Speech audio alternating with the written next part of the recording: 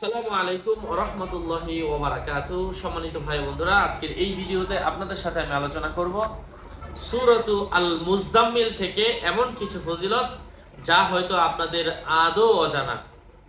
তো সেই ফজিলতগুলো আজকে আপনাদের সাথে শেয়ার করছি সরাসরি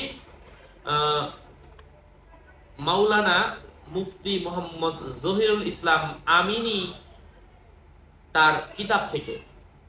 তো আপনার আলোচনা বুঝতে ধৈর্য ধরে সাথেই থাকবেন। আমাদের এই ছোট্ট ইউটিউব চ্যানেলটি সাবস্ক্রাইব করতে ভুলবেন না। আমি প্রত্যেকটা ভিডিওতে একই কথা বলে দেই, আমার ভেরিফাইড চ্যানেলের ডিসক্রিপশন বক্সে পেজের লিংক দেওয়া, এর বাইরে অন্য কোনো পেজ নাই, আইডি নাই, সাবধান, আমার কোনো ইমো নাই, হোয়াটসঅ্যাপ নাই। এই সূরা পাঠ আল্লাহ রাসূল সাল্লাল্লাহু আলাইহি ওয়াসাল্লাম কেন করেছেন, কি ফজিলত রয়েছে, কিবলামুখী হয়ে পাঠ করলে কি হবে, দৈনিক এই সূরা পাঠ করলে কিসে কিসে বরকত হবে, এই জাতীয় বিস্তারিত বিষয়গুলো নিয়ে আজকে এই ভিডিওতে আমরা আলোচনা করব। যদি আপনি বরকত লাভ করতে চান, আল্লাহ রাসূল সাল্লাল্লাহু আলাইহি ওয়াসাল্লামের জিন্দেগি সম্পর্কে, আমল সম্পর্কে জানতে চান, আপনি এই ভিডিওটা দেখুন। এই সূরা দৈনিক কেউ যদি পাঠ করে, আল্লাহ রাসূল সাল্লাল্লাহু আলাইহি ওয়াসাল্লাম বলেন, সে আপনাকে স্বপ্নে দেখবে, সে আমাকে স্বপ্নে দেখবে। কোনো সময় পাপ কাজ করতে মন চাইবে না। এই সূরা লিখিয়া তাবিজ গলায় পরিলে কঠিন রোগ থেকে আরোগ্যতা লাভ করবে, কঠিন কার্যসমূহ সহজে সম্পন্ন হইবে। যে কোনো বিপদের সময় এই সূরা পাঠ করিলে আল্লাহ তাআলার ফজলে ওই বিপদ থেকে আল্লাহ সুবহানাহু ওয়া তাআলা তাকে রক্ষা করবেন। দয়াল নবী হযরত মুহাম্মদ সাল্লাল্লাহু আলাইহি ওয়াসাল্লাম ইরশাদ করিয়াছে, যে ব্যক্তি নিয়মিত এই সূরা পাঠ করবে, আল্লাহ তাআলা তাকে সুখে শান্তিতে রাখিবেন এবং দুজখের আযাব হইতে নাজাত দিবেন। কোন লোক এই সূরা স্বপ্নে পাঠ করিতে দেখিলে তাহার মনোবাসনা পুরা হইবে এবং সুখে স্বাচ্ছন্দ্যে জীবনযাপন সে করতে পারবে। বেশি বেশি পরিমাণের পাঠ করলে মনোবাসনা পূরণ হয়, হাদিসের মধ্যে এসেছে। যদি কেউ এই সূরাটা কাবার দিকে ফিরে কিবলামুখী হয়ে 40 দিন পর্যন্ত দৈনিক একবার করে পাঠ করতে থাকে, 40 দিন 40 বার পাঠ করে দিনের যে কোনো সময়, ইনশাআল্লাহ তাহার সারা জীবন সুখে শান্তিতে কাটিবে। নারীরাও চাইলে এই আমলটা করতে পারেন, তবে তারা তো 40 দিন যদি পূরণ না করতে পারে, তাহলে সেক্ষেত্রে তারা যে কয়েকদিন অসুস্থ থাকে তারা কয়েকদিন গ্যাপ দিবে, তারপর থেকে আবার করবে।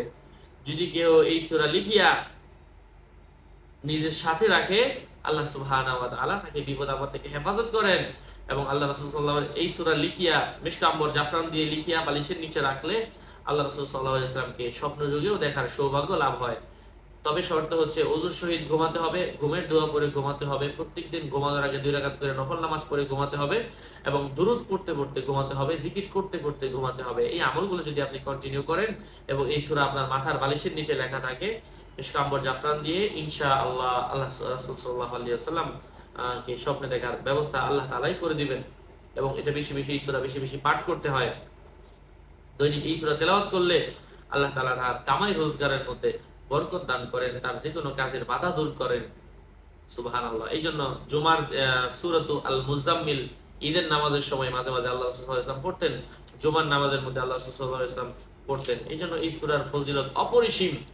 আমরা এই আমলগুলো করব নিজের জীবনকে সুন্দরভাবে সাজানোর জন্য। এই আমলগুলো আজকে আপনাদের সাথে আমি শেয়ার করলাম সাবিলুন নাজাহ কিতাবের 91 নম্বর পৃষ্ঠা থেকে। পরবর্তীতে আমরা অন্যান্য দোয়াগুলো নিয়ে আরো আলোচনা করব আপনাদের সাথে ইনশাআল্লাহ। আরো আপডেট পেতে আমাদের সাথেই থাকবেন। সুস্থ থাকবেন, ভালো থাকবেন। আমার পেজ এবং আইডি লিংক ভিডিও ডিসক্রিপশন বক্সে দেওয়া, এর বাইরে অন্য কোনো পেজ নাই, আইডি নাই, সাবধান। আমার নাম আর ছবি থাকলে ওইটা আমি না। প্রত্যেকটা ভিডিওতে বলা হয়, সাবধান করা হয়, সতর্ক করা হয়। সাবধানতা অবলম্বন করতে হবে, সুস্থ থাকতে হবে, ভালো থাকতে হবে।